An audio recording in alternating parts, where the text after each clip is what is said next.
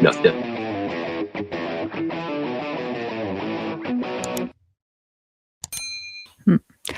Cher Xavier, est-ce qu'on peut évoquer un petit peu les nouvelles du front?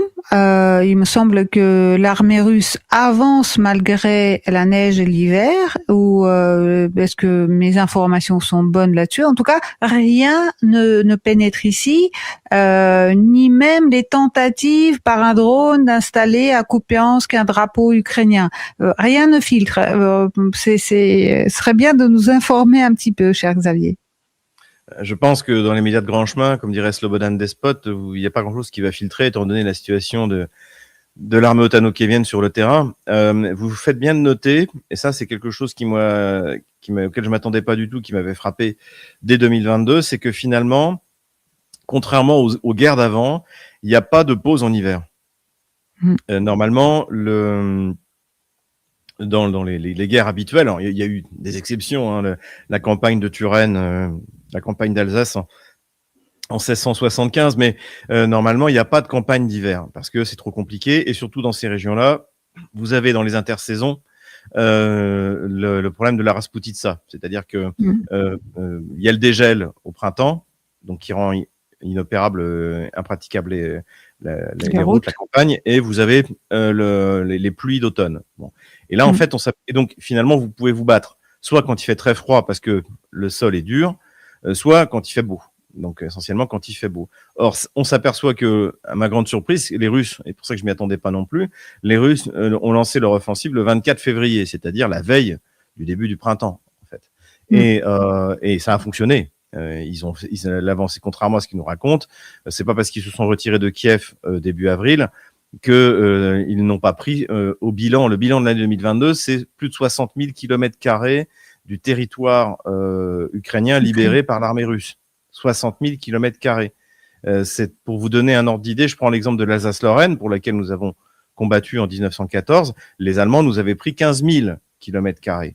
Voyez, et en tout, la Russie contrôle entre 120 et 130 000 km², c'est-à-dire quasiment un quart du territoire de la France métropolitaine.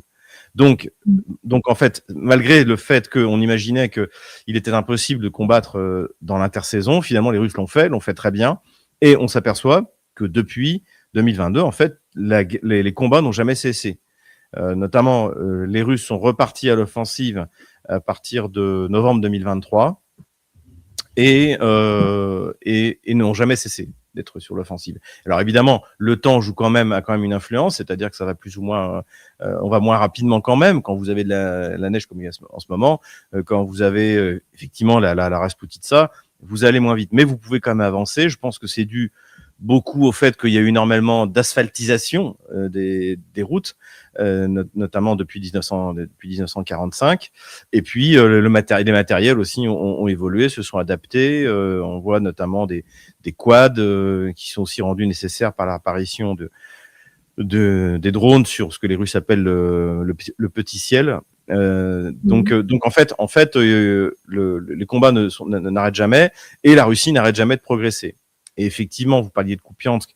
On en est aujourd'hui, on peut dire, à la 4e bataille de Kupiansk. Hein, pour rappel, Kupiansk tombe dès le début de l'opération militaire spéciale, en 4 jours, puisque d'ailleurs le maire de Kupiansk, qui depuis a été assassiné, Kupiansk, c'est la région de Kharkov, c'est la Russie en fait. Hein, donc accueille les libérateurs comme des libérateurs. En revanche, il y a la contre-offensive otano-kievienne, donc en automne 2022, donc septembre-octobre 2022, et là, Kupiansk est reprise. Et les Russes reprennent Kupiansk, donc il y a à peu près 2 mois, vers le mois de septembre-octobre de mémoire, et les Kieviens, début décembre, lancent une contre-offensive, et donc qui est la 4e bataille de Kupiansk. Et là, cette bataille de Kupiansk, donc ils n'arrivent pas à reprendre ni la rive gauche ni la rive droite. Et là, les Russes, a priori, donc là, ils continuent toujours à attaquer. Hein, ils envoient des renforts. C'est devenu leur axe d'effort principal, le Schwerpunkt, comme on dit en allemand, sur toute la ligne de front, ce qui, à mon avis, d'ailleurs, pour eux, est une erreur. Et donc, mais les Russes, là, sont en train également ont amené des renforts. Notamment, ils ont amené des éléments de ce qu'on a le fameux Rubicon, c'est-à-dire l'organisation des drones, qui est un système d'organisation du combat avec les drones, et qui est remarquable, qui n'a pas d'équivalent dans le monde, et surtout pas côté ukrainien. Et donc là, ça a commencé à faire des dégâts. Mais comme tout est marketing côté Kiev, et bien effectivement, ils se sont fait choper on voit un drone qui essaie de poser un drapeau ukrainien sur les bâtiments administratifs qui doivent être dans la zone grise, je pense, de la zone de Kupiansk, mais qui est repéré lui-même par un drone, et le drone est détruit. Donc, effectivement, c'est très symbolique des objectifs militaires de Kiev qui ne sont pas des objectifs militaires. Ce sont des objectifs de la communication. marketing. Voilà, parce que ils ont mis énormément de ressources, un peu comme à l'époque à Bakhmout. C'est un peu finalement toujours la même chose. Bakhmout, Avdiivka, ils envoient des troupes pour essayer de tenir à tout prix, parce qu'ils ne peuvent pas admettre qu'ils ont perdu telle ville qui est significative. Kupiansk, pendant la courte période où ça a été contrôlé par les Russes en 2022, c'était la capitale régionale de Kharkov, de la région de Kharkov, puisque les Russes ne contrôlaient pas la ville de Kharkov, donc ils avaient mis la capitale régionale Kupiansk. Donc évidemment c'est symbolique.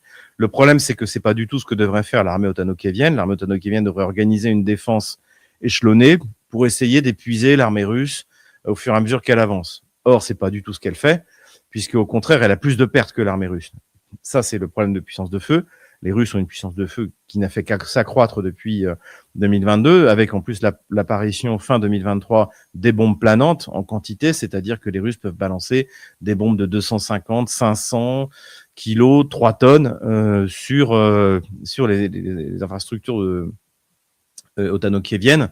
Et ça, c'est quelque chose qui est un accélérateur de la victoire russe. Donc les Ukrainiens non seulement n'arrivent pas à réussissent pas leur contre-attaque, mais sont incapables, et c'est vrai que c'est compliqué, d'organiser une défense échelonnée, bien faite, avec des contre-attaques peu coûteuses. Aujourd'hui, et c'est depuis le début, en fait, l'armée ottano-kievienne est très très mal commandée. Le seul moment où ils ont pu obtenir quelque chose, c'est parce qu'ils avaient la masse, une armée d'1 million d'hommes, comme le disait le ministre de la Défense de l'époque, Reznikov, en juillet 2022. Ils avaient une armée d'1 million d'hommes, alors pléthorique, avec une valeur très inégale, mais ça leur a permis, face à une armée qui faisait autour de, on va dire, au maximum 160 000 hommes, avant la mobilisation, d'obtenir ces deux succès militaires, un dans la région précisément de Kharkov, l'autre dans la région de Kherson. Voilà.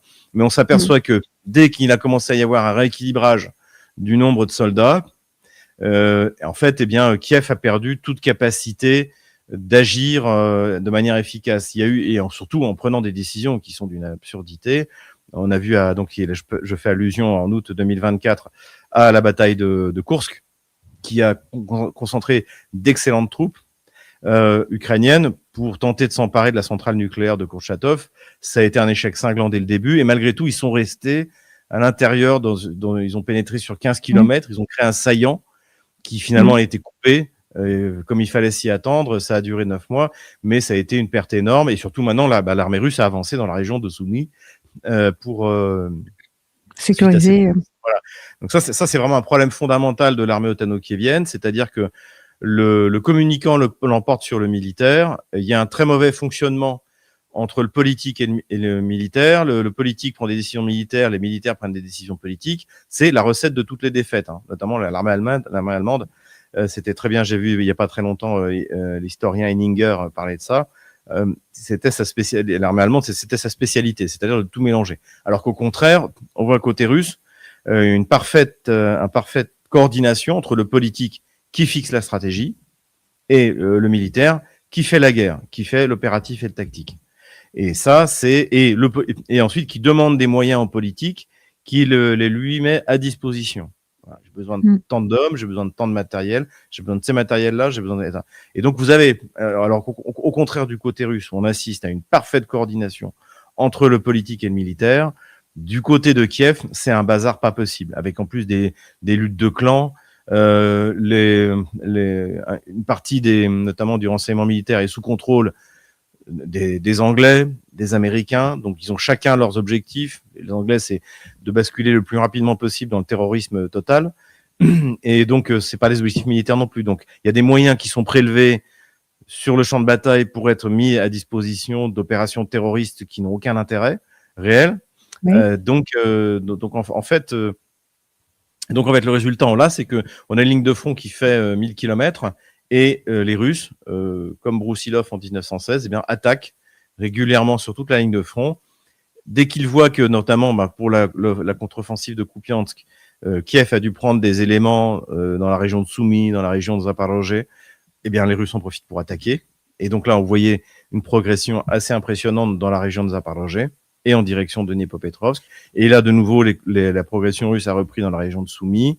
Et il y a toujours cette progression régulière dans le Donbass, après la libération de la ville de Mirnograd, la libération de la ville de Pakrovsk. Les Russes sont rentrés dans Konstantinovka. Ils ont pris la ville de Seversk. Ça a été on n'en a pas beaucoup parlé, mais c'était une des dernières forteresses dans le Donbass.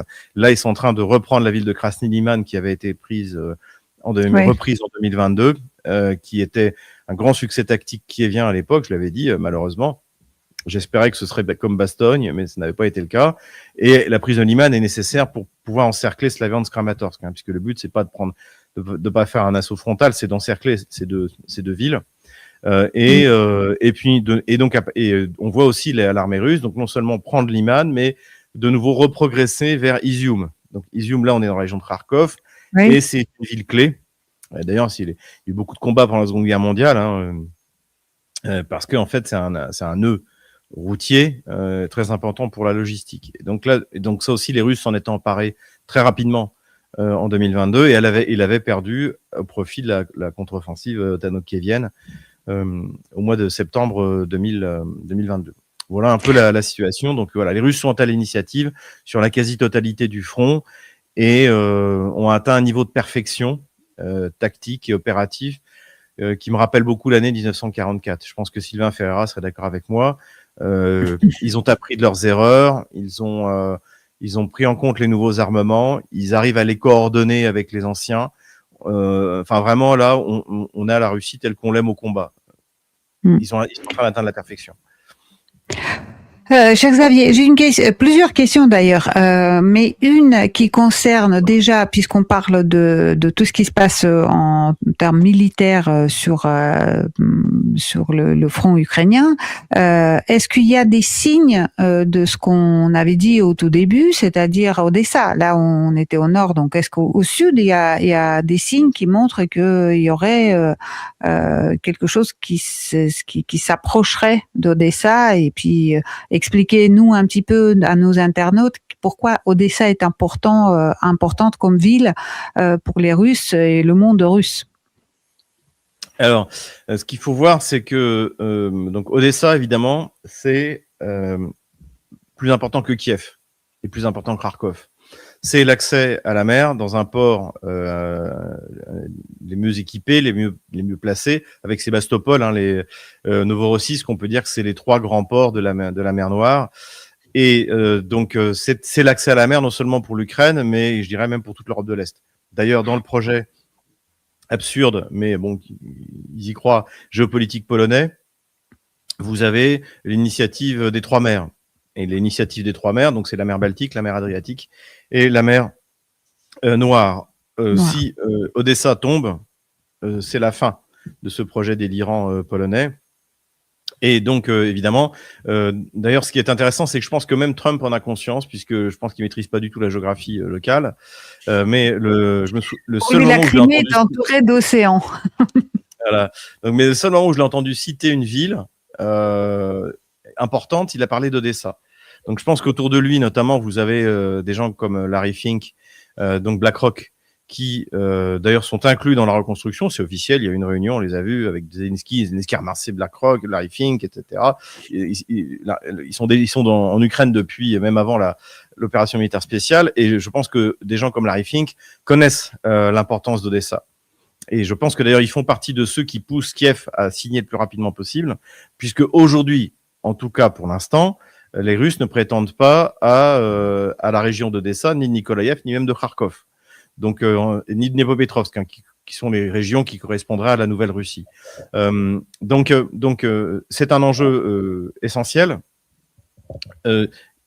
Donc, pour l'instant, les Russes n'ont pas la possibilité militaire, je ne dis pas qu'ils n'ont pas les moyens, mais pour l'instant, ils ont d'autres chats à fouetter, de prendre militairement, parce que ça supposerait un débarquement sur les côtes d'Odessa, ça, je n'y crois pas, parce que étant donné les technologies actuelles, ce serait extrêmement compliqué et très coûteux en perte.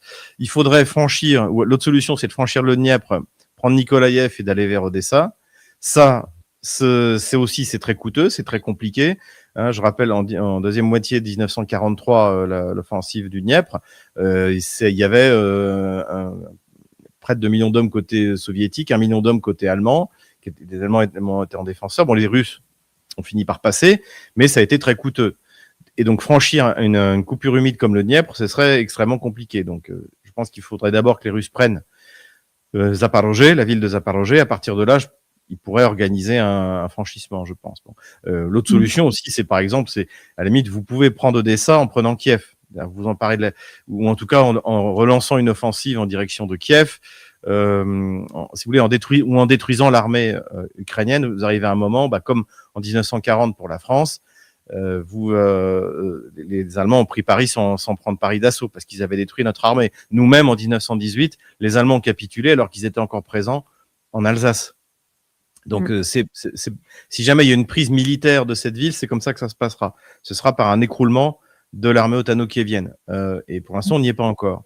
Mais il y a aussi une autre solution, c'est que donc les Russes vont continuer à avancer. Donc, je pense que ils sont capables de récupérer le Donbass sans difficulté. Je pense qu'ils peuvent prendre la région de Zaporozhye, en tout cas tout ce qui est sur la rive gauche du Dniepr, sans trop de difficulté. Après, encore une fois, les problèmes viendront quand il faudra franchir le Dniepr. Et donc là, ça va dépendre des choix stratégiques qui vont être faits, décidés par le politique, en disant c'est trop compliqué de refranchir le Dniepr, on aura trop de pertes, donc on va continuer à avancer dans la région de Kharkov, dans la région de Poltava, et en direction de Kiev, finalement. C'est-à-dire que même si le but c'est de prendre Odessa, on va prendre finalement ce qui est accessible et où il n'y a pas à franchir de grosses coupures humides. Tout ce que je fais, c'est des hypothèses, encore une fois. Et donc, obtenir une défaite militaire, voilà, qui permette, parce qu'il faut rappeler que parmi les exigences russes, et après je vous redonne la parole, parmi les exigences russes, il y a donc les 4+1, les 4 régions plus la Crimée, qui sont exigées dans leurs frontières administratives telles que les Russes les contrôlaient, telles qu'elles étaient avant 2022, voilà. Donc ça c'est une première chose. Mais il y a également la dénazification et la démilitarisation. Et la dénazification, donc qui est la fin des persécutions linguistiques et religieuses, je pense se traduira également par une décentralisation de l'État ukrainien. C'est-à-dire que ce qui était demandé dans les accords de Minsk pour le Donbass, pour les républiques autoproclamées, c'est-à-dire une large autonomie, sera exigé par les Russes pour l'ensemble de l'Ukraine. C'est-à-dire qu'on aura une espèce de confédération helvétique à l'ukrainienne. Donc, les habitants de la région de Kiev voteront pour un pouvoir qui sera extrêmement décentralisé. Et ce sera pareil à Odessa, ce sera pareil à Zaporozhye, non, Zaporozhye c'est déjà russe, à Kharkov. Et donc, évidemment, ces régions qui sont profondément russes voteront pour des pouvoirs locaux extrêmement russes, qui leur permettra de garantir la liberté linguistique, la liberté religieuse, et surtout ce qui fera que de facto, le port d'Odessa sera contrôlé par la Russie qui pourra soutenir l'un ou l'autre des candidats. Donc je pense et ça permettra aux bandéristes dans les Carpates de continuer à s'entretuer et à vénérer Bandera. Terroriser. Voilà, ils pourront vénérer leurs idoles terroristes sans les imposer au reste de l'Ukraine qui n'en veut pas. Même à Kiev, on n'en veut pas de Bandera. La réalité, c'est ça, quoi. Kiev est... Ouais. Cher Xavier, j'avais une question. Vous aurez probablement la réponse à mes interrogations parce que ce qu'on a vu avec les bateaux arrêtés russes par les Américains, en fait, est-ce que ça n'a pas ouvert la voie aussi à une troisième voie d'acquisition d'Odessa par la voie maritime? Est-ce que le blocus maritime n'est pas possible pour étouffer et faire rendre la ville par les Russes? Est-ce que ce n'est pas quelque chose qui délie les mains des Russes en mer Noire? C'est vrai que les attaques sur les bateaux russes, enfin les bateaux qui transportaient ou qui se dirigeaient vers Oui. Novorossiysk pour en prendre du pétrole russe, ont eu comme conséquence que les Russes, qui finalement, il y avait une espèce d'accord tacite entre les belligérants, c'est-à-dire on Ouais, de permettait que le commerce non-agression. continue. Voilà, que Mmh. le commerce continue entre Novorossiysk et le Bosphore, entre Odessa et le Bosphore. Avec ces attaques donc anglaises en fait, c'est les Anglais, les mers, les Kieviens n'ont pas les moyens technologiques de faire ça. Donc avec ces attaques anglaises, les Russes ont décidé de mettre fin à cet accord tacite. Et aujourd'hui, ils sont en train de détruire les capacités d'exportation et d'importation, non seulement maritimes, mais également fluviales, puisqu'il y a Mmh. le port d'Ismail sur le Danube, qui est une route qui est beaucoup plus coûteuse et beaucoup moins facile à utiliser, bien sûr, que la mer. Mais il y a donc ce détroit, ce fleuve et donc toutes les infrastructures portuaires sont régulièrement maintenant attaquées par les Russes, et c'est une véritable catastrophe, notamment pour les exportations agricoles de Kiev. Donc ça, c'est le résultat. Mmh. Mais c'est une chose d'organiser un blocus, c'en est une autre de s'emparer d'un port. Donc je pense pas que le port d'Odessa puisse être pris par un débarquement de l'armée russe. Oui, les Russes peuvent bloquer le commerce à partir d'Odessa, c'est ce qu'ils sont en train de faire, je pense. Mais s'emparer du port, ce sera une autre paire de manches. Ce sera plus facile, à mon avis, de franchir le Dniepr et d'avancer plein ouest pour rejoindre la Transnistrie Mmh. et finalement d'isoler Odessa du reste de l'Ukraine. Mais je pense que D'acc quand on en sera là, on sera déjà il y aura déjà eu un cessez-le-feu et on sera déjà en train de négocier le traité de paix. Voilà ce que mmh. je pense. Xavier, comment se porte l'économie russe? Parce que moi, j'ai regardé un petit peu Stratpol et vous faites un parallèle important entre la faiblesse des États qui sont tombés, enfin, qui sont en train de tomber, Venezuela, l'Iran, et la Russie ayant pour dénominateur commun, en fait, les sanctions. Oui, le problème, c'est que les sanctions expliquent les difficultés économiques. Alors pas en Russie. En Russie, les difficultés économiques ne viennent pas des sanctions, puisque au contraire, les sanctions sont plutôt une opportunité. Depuis 2014, depuis même 2013, la première sanction, figurez-vous, contre la Russie a été prise c'était Obama en 2013, parce que Snowden avait trouvé refuge en Russie. Et donc, les États-Unis ont mis une sanction sur les sous-ensembles électroniques que les Russes mettaient dans les satellites GLONASS, ce qui devait être Mmh. la deuxième génération de satellites GLONASS, qui était beaucoup plus internationalisée. Autant les premiers satellites étaient à 90% russes, et les Russes ont commis l'erreur à cette époque de croire que les Occidentaux étaient des partenaires fiables, et donc ça, d'ailleurs, ça ralentit le déploiement de GLONASS. Mais les Russes ont fait comme d'habitude, se sont adaptés, et donc ils ont remplacé tous ces sous-ensembles électroniques, en plus qui étaient capables de résister aux radiations, c'était de la haute technologie américaine, ils les ont remplacés par leur propre technologie, et ça fonctionne très bien. Donc, à partir de là, les Russes ont systématiquement utilisé les sanctions pour se réindustrialiser, et ça s'est beaucoup vu dans le domaine agricole, puisque la Russie est devenue, par exemple, était importatrice de cochons largement. Aujourd'hui, elle est exportatrice. C'est le premier exportateur de blé au monde. Derrière, il y a tout un secteur de machines-outils, de machines agricoles qui s'est développé. Et donc, en fait, les sanctions ont été une excellente chose. Et je disais d'ailleurs, même avant 2022, par pitié, mettez-nous des sanctions. Les Russes ne sont jamais aussi bons que lorsqu'ils sont sous sanctions. Et là, encore une fois, l'exemple le plus fameux, c'est l'aéronautique civile. C'est les Russes sont en train de parvenir à une totale souveraineté, ce qui est quasiment unique au monde, parce que même Airbus, finalement, a des sous-ensembles qui sont produits ailleurs. Les Russes sont en quasi totale autonomie sur leur aviation. Donc, ça, c'est une excellente chose. Les difficultés économiques russes ne viennent pas des sanctions, elles viennent de la politique de la Banque centrale, qui a mis des Mmh. taux d'intérêt très élevés pendant très longtemps, pendant toute l'année 2025, pour lutter contre l'inflation. Donc, c'est le choix de Madame Evoulina, et ce qui a tué une partie de l'activité économique, il faut le dire. Mais, comme malgré tout, la situation économique russe et les fondamentaux russes sont excellents, malgré tout, on a un peu de croissance cette année. et on a très peu de chômage.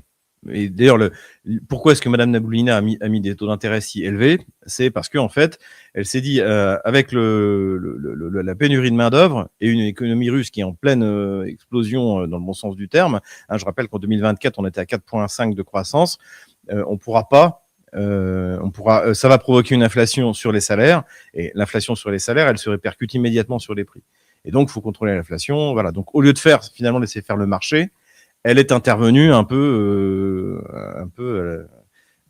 comme chef de banque centrale socialiste, si vous voulez. Donc, alors qu'à mon avis, elle aurait mieux fait de laisser faire le marché. On entend comment vous aimez ce mot. Ah non, mais ça marche pas. Donc, mais heureusement, le reste de l'économie russe est une économie de marché, donc ça fonctionne. Et surtout, enfin, tout ce qui est fiscal, etc., est très bien organisé.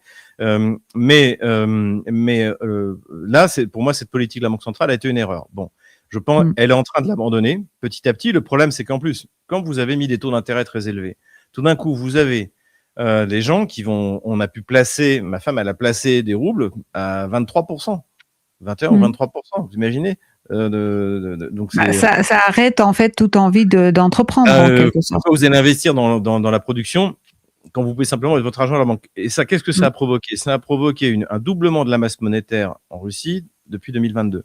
Donc maintenant, vous avez plein d'argent dans les banques. Et si jamais vous baissez les taux d'intérêt trop rapidement, les gens vont dire bon bah c'est le moment d'acheter la Dacia ou le 4x4 de mes rêves. Et donc tout d'un coup, vous allez avoir plein d'argent qui vont être retirés. Donc les banques vont être obligées de rendre l'argent. Et tout ça, ça va arriver dans un marché où il y a une baisse de la production à cause des taux d'intérêt élevés. Et donc en fait, et ça on va le voir dans le logement. Ça c'est clair, puisque notamment si vous regardez les rapports donc des ministères de l'industrie russe, en fait, avec ces taux d'intérêt, en fait, les constructeurs les développeurs immobiliers ont cessé de construire, puisque les gens ne pouvaient pas emprunter pour acheter des appartements. N'empruntaient pas à 20%. Quoi. Donc, il y a eu tout un marché même qui s'est créé parce que la Russie aussi sait faire, notamment pour les familles avec des enfants en bas âge. Là, on pouvait emprunter à 5 ou 6%. Donc là, ça a quand même partiellement continué. Mais malgré tout, largement, l'immobilier, les développeurs ont cessé de construire. Donc, ce qui va se passer, c'est que quand vous allez baisser les taux d'intérêt, les gens vont se dire, bon, bah, c'est plus la peine que je laisse mon argent, ça rapporte plus assez, donc je vais pouvoir aller acheter un appartement. Seulement, ils vont arriver sur un marché où il va manquer des appartements parce qu'ils n'ont pas été construits.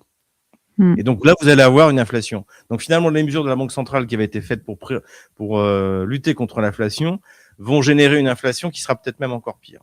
Voilà. Bon, après, encore une fois, je ne veux pas vous faire peur. Les fondamentaux de l'économie russe sont excellents. La Russie est un pays très peu endetté. Il n'y a pas de chômage. On est à un taux incompressible de chômage.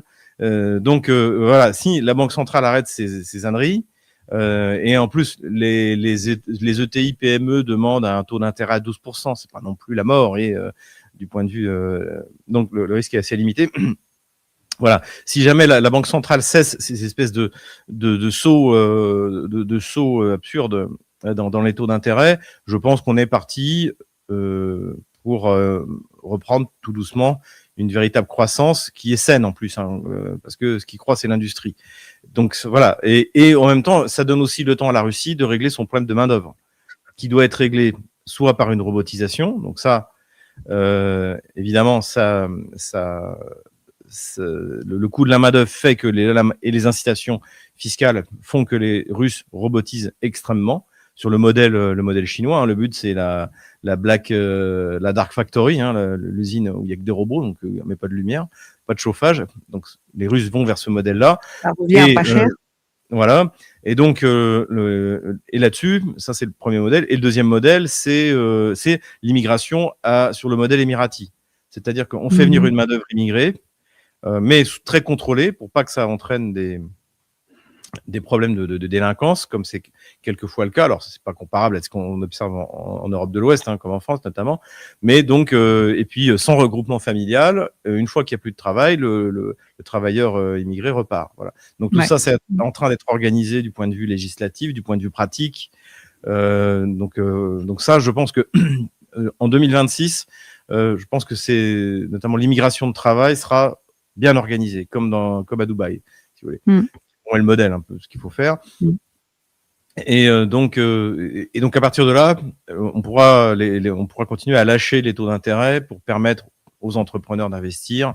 Et là, on va avoir une explosion, dans le bon sens du terme, économique de la Russie, avec en plus une énergie pas chère. Hein. Tout aujourd'hui, en fait, est lié, comme le répète Charles Gave, l'économie, c'est l'énergie transformée.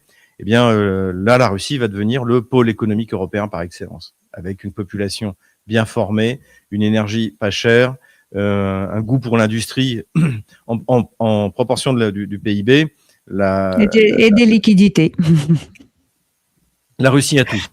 La Russie a tout. Il lui manque la main-d'œuvre, mais ça aussi, ça pourrait être compensé, y compris par une immigration intra-européenne, notamment des pays considérés comme dégénérés, qui ont des facilités pour migrer en Russie. Ça, c'est quelque chose, évidemment. D'ailleurs, Vladimir Poutine vient encore de signer un décret qui permet aux spécialistes de venir s'installer en Russie. Et ça, je pense que tout ce qui est informatique, technologique, technique, ces gens vont trouver en Russie le paradis dans lequel ils vont pouvoir s'épanouir plutôt que de rester dans cette espèce de dictature socialiste qui est l'Union européenne. Cher Xavier, il nous reste encore quelques minutes. Je vous ai très occupé et je vous remercie d'avoir accordé cet entretien parce que c'est le moment est important, tant votre situation personnelle le dictait, tant en fait ce qui se passe ne filtre pas du tout dans notre presse française aujourd'hui. J'ai une question, je l'ai pas posée en amont, donc peut-être vous avez une réponse ou des échos à ce sujet. Concernant le Venezuela, en fait, sur les réseaux russes, on parle d'une arme secrète américaine qui aurait été utilisée. Est-ce que vous en avez entendu parler ou pas? Et quel est votre avis si tel le cas? J'ai vu passer l'information. Je me méfie beaucoup de ces histoires d'armes secrètes. Hein. Ça n'existe pas une arme secrète. Il n'y a pas une arme qui permet de changer la donne. Peut-être il paraît qu'ils auraient utilisé, je sais pas trop quoi, un système d'ondes qui a une capacité, qui a un effet d'incapacitation, je sais pas comment. Onde sonore. Voilà, mais je pense que surtout ce qui a permis aux Américains de faire ça, c'est la corruption du régime vénézuélien. D'ailleurs, je sais que j'ai vu que le général Javier, je sais pas trop quoi là, qui était chargé de la protection présidentielle, a été arrêté. Donc en fait, c'est ça qui a permis. Alors après, une fois que vous avez un tel niveau d'infiltration du dispositif sécurité, vous pouvez déployer l'arme que vous voulez, quoi qu'il arrive, vous avez gagné. Donc, encore une fois, c'est pas un succès militaire, contrairement à ce que j'ai vu dans la presse. C'est un beau succès des services secrets. Mais c'est pas un succès militaire. Le succès militaire, c'est si les Américains avaient pris Caracas. À ma connaissance, c'est loin d'être le cas. Et je pense qu'au contraire, et c'est pour ça d'ailleurs qu'ils sont toujours en train de faire un blocus, qui est un véritable casus belli, pour en fait affamer la population vénézuélienne si jamais elle refuse de soumettre au diktat de Washington. Voilà à quoi on assiste. Donc c'est surtout ça, c'est la corruption et c'est lié encore une fois au système. La corruption est intrinsèque au socialisme en fait, et on le voit en France. Donc voilà, en France on a eu des trahisons au plus haut niveau de l'État. Alstom par exemple, des pépites françaises qui sont vendues aux étrangers. Ça, c'est avec la bénédiction de l'État français. Ça, c'est la corruption socialiste dans toute sa splendeur. Donc malheureusement, le Venezuela, auquel je souhaite tout le succès possible, imaginable, mais s'ils avaient mis en place une économie de marché au lieu d'une économie d'assistanat, ils en seraient pas là. Et pourquoi est-ce que par exemple ils ne peuvent pas riposter sur les tankers qui sont arraisonnés par les États-Unis? C'est quand même quelque chose. Ils sont pas dotés d'une armée, d'une marine qui a un minimum de capacité. La plus importante en Amérique latine en plus. Voilà, donc en fait, voilà, et encore une fois, moi, je ne porte pas de jugement déjà sur aucun. Et en plus, je suis mal placé en tant que Français qui vit. Alors moi, je vis pas dans la dictature puisque j'habite en Russie, mais le régime français est une dictature avec un arbitraire comme encore une fois qu'on n'a pas vu depuis l'occupation. Donc, j'ai aucune leçon à donner ni à la Corée du Nord ni au Venezuela. Donc, je ne porte pas de jugement sur la nature du régime au Venezuela. C'est le problème des Vénézuéliens. Si ça leur plaît pas, qu'ils votent pour quelqu'un d'autre. S'ils estiment que le vote est faussé, qu'ils fassent la révolution. Mais c'est leur problème. Et je n'ai absolument pas envie de qualifier le régime au Venezuela, en Iran, aux États-Unis, etc. Ce n'est pas mon problème. Moi, je suis français et russe. Donc, ce qui m'intéresse, c'est les régimes en français et en Russie. En Russie, on a un régime de liberté. On ne peut pas être condamné en Russie sans tribunal. Il y a des choses qu'on n'a pas le droit de dire en Russie. On n'a pas le droit de cracher sur l'armée russe. On n'a pas le droit de dire du mal de la Russie. Sinon, on se prend des amendes. Mais déjà, vous savez ce que vous n'avez pas le droit de dire. Et en plus, moi, je trouve ça tout à fait normal qu'il soit interdit de cracher sur l'armée de son pays ou sur le drapeau de son pays. J'aimerais qu'il y ait des lois équivalentes en France. Donc, quoi qu'il arrive, si jamais vous ne faites rien de mal, vous ne serez pas condamné et sanctionné. En France, si, sans tribunal. Donc, c'est pour ça que je ne porte aucun jugement sur la nature du régime au Venezuela. En tant que Français, la seule chose que je peux faire, c'est de la fermer. Voilà. Xavier, avez-vous un avis sur ce qui s'est passé avec Laurent Vinatier, le Français qui a été libéré en échange d'un Russe joueur de basket? Déjà, je suis très content pour lui, puisque je connaissais. Donc, c'est un grand spécialiste de l'Asie centrale. D'ailleurs, son premier livre, il y a 20 ans, c'était sur l'islamisme en Asie centrale, une très bonne analyse. Un grand spécialiste du Caucase également. Ensuite, de ce que j'ai vu, c'est qu'il travaillait pour une ONG basée en Suisse et que donc il a été accusé d'abord de ne pas s'être enregistré comme agent de l'étranger. Les Russes ont pris une loi, alors édulcorée, mais qui ressemble beaucoup à celle de 1938 aux États-Unis et qui est bien plus répressive d'ailleurs. Et derrière, il y a aussi des accusations, d'après ce que j'ai vu, d'espionnage. Donc, je peux pas vous dire ce qu'il en est. Moi, encore une fois, je suis très content qu'il ait été échangé. Ce qui est intéressant aussi, c'est qu'il a été échangé par un basketteur qui avait été arrêté en France à la demande des États-Unis et qui devait être extradé aux États-Unis. Ce qui veut dire que c'est un échange tripartite. C'est-à-dire que les États-Unis ont donné leur autorisation, puisqu'on imagine bien que Emmanuel Macron n'aurait pas bougé les pattes de derrière sans l'autorisation de Washington. Donc, c'est-à-dire que, en gros, c'est un échange entre Washington, Paris et Moscou. Voilà. Voilà ce que je pense. Moi, je me réjouis, encore une fois, c'est vraiment un cadeau de Noël. Je suis très content pour lui. Alors, je pense que je suis pas prêt de le revoir à Moscou, mais je suis très content pour lui. Après, ce qui s'est passé en interne, j'ai pas accès à ces informations. Mais voilà un peu ce qu'on peut faire par rapport aux informations ouvertes. On espérait, nous, de notre côté, des nouvelles pour Anna Novikova et puis les deux autres personnes qui sont arrêtées depuis le 17 novembre à Paris. Malheureusement, c'est pas arrivé, mais bon, voilà, c'était le SOS Donbass, l'association qui subit aujourd'hui, en fait, l'arrestation de ses dirigeants, présidents et vice-présidentes.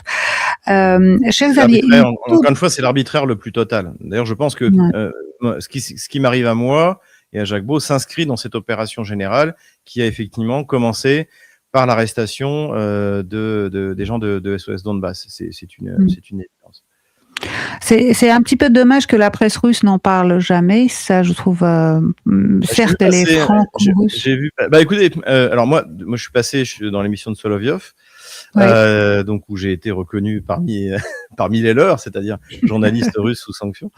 Donc j'ai été et ils ont quand même un peu parlé, et surtout là j'ai vu passer sur un fil internet très très regardé un article sur précisément ce qui arrive à SOS Donbass. Mais c'est vrai ils en ont pas beaucoup parlé. Ils auraient pu en parler davantage.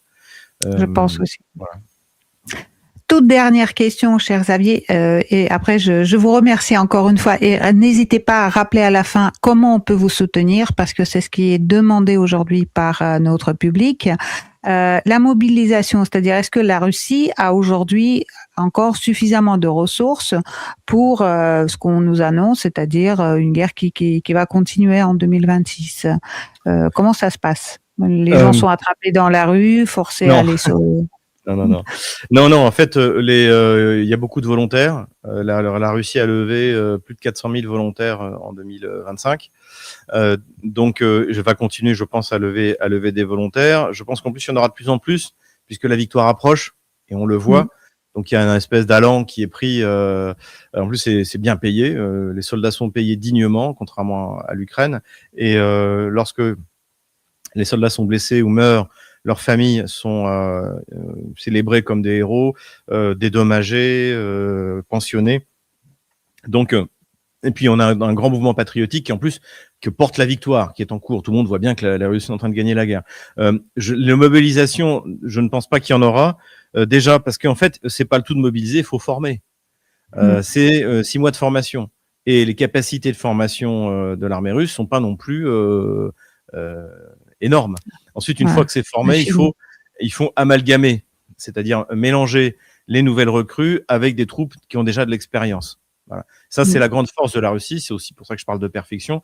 Alors qu'à Kiev, vous voyez tous les témoignages qui sont donnés, y compris par les Kieviens eux-mêmes, hein, c'est-à-dire par Madame Bezougla, qui est députée de la Rada du parti de Zelensky, pourtant, donc de différents blogueurs qui disent que il y a pas d'infanterie, qu'on envoie des gens sans formation, qu'on les jette dans les tranchées, etc., etc. Ce dont on a accusé la Russie depuis 2022, en fait, c'est du côté de Kiev que ça se passe. Voilà. Donc, mais les Russes, eux, quand ils recrutent, en plus, quand vous recrutez quelqu'un que vous le payez bien, etc., et qui vous coûte cher, vous le formez, vous n'avez pas envie qu'il meure au bout de 24 heures au combat. Donc, tout ça, c'est un processus qui prend du temps. Et donc, ça ne changerait rien si une mobilisation n'amènerait rien parce que il faudrait de toute manière les former. Et pour l'instant, donc en fait, je pense que 400 000 par an, c'est ce que peut former l'armée russe.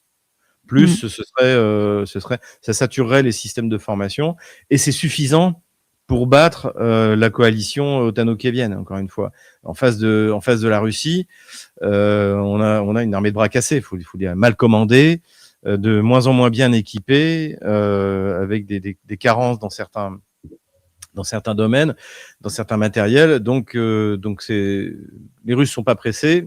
Moi, je pense que la guerre sera terminée cette année. Enfin, les combats seront terminés cette année, notamment avec ce que Kiev est en train de subir dans la profondeur de son territoire. Donc voilà, je pense qu'on va continuer sur cette lancée-là et le recrutement de volontaires.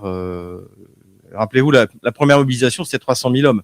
Les Russes ont recruté en 2025 400 000 volontaires. Donc pourquoi mobiliser des gens qui n'ont pas forcément envie d'y aller si vous pouvez recruter des gens qui sont